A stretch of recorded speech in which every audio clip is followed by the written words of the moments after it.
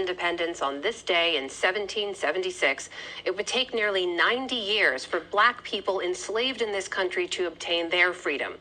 A new reporting project from Reuters found that some of the most powerful people in the country today are direct descendants of powerful slave-owning early Americans. I recently spoke with Tom Lasseter, an editor who worked on the Reuters project. While he was seeking responses from Republicans and Democrats alike about his team's findings, he too was reckoning with new details about his own family's ties to slavery. Tom Lasseter, welcome to the NewsHour. Thanks for being here. Thanks for having me. So you spent years and years overseas as a foreign correspondent. When you came back to the U.S. in 2020, you decided you wanted to focus on the legacy of slavery in America. Why? What drew you to that? Well, we moved to Washington shortly after the killing of George Floyd, and sitting there in a corporate apartment in D.C., watching the coverage of the protests which followed, watching also sort of the protest and debate about the removal of Confederate statues, Confederate monuments. As sort of an outsider to my own country, sort of watching these things, it occurred to me America was having a moment of reckoning, and that part of that, at least, was the question of whether we've sort of fully explored the legacy of slavery in America. You sought to look into the family histories of our political and institutional leaders. There's a number of details in your full report, but some of the findings, I want to hit the highlights here, are eye-opening. Among the 536 members of the last sitting Congress, 100 had ancestors who enslaved people. That includes 28 senators. You're talking about both Republicans and Democrats. President Joe Biden, every living former U.S. president except for former President Trump, whose ancestors came to the U.S. after slavery was abolished. Did the results surprise you? Well, I would say, first of all, that was a very much an at least number.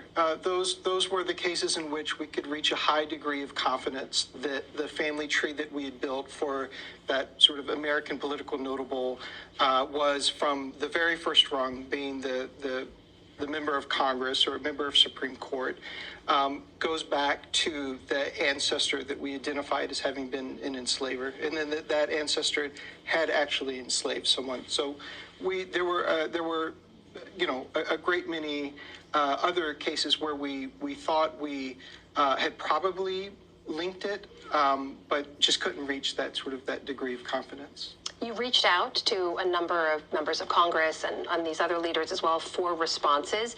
Did everyone respond? The majority of them did not. The majority of them did not respond with either a statement or an interview. But we reached out to each of the 118 people that we've named in this report. I wanted to ask you about one response in particular. This was from former Representative Mo Brooks of Alabama. He said, quote, "Hopefully everybody in America is smart enough to know that slavery is abhorrent. So the question then becomes, if everybody already knows it's abhorrent, what more can you teach from that?" What did you make of that response? And was that similar to other responses you got? Well, I spoke with former Representative Brooks on the phone a couple times, and his response was sort of a type of you. Certainly, some people responded that, of course, the institution of slavery is a sort of a stain upon American history. It was morally wrong. Everyone agrees about that. But it does not have anything to do with the present day. It does not have anything to do with me, the person speaking. And so why look at it? Why sort of ask these questions about it? You got a different response from the likes of someone like Senator Tammy Duckworth, for example. How did she respond? Senator Duckworth met within her Senate offices. She said, part of my ancestry, this is from her father's side, which is from Virginia, fought in the American Revolution.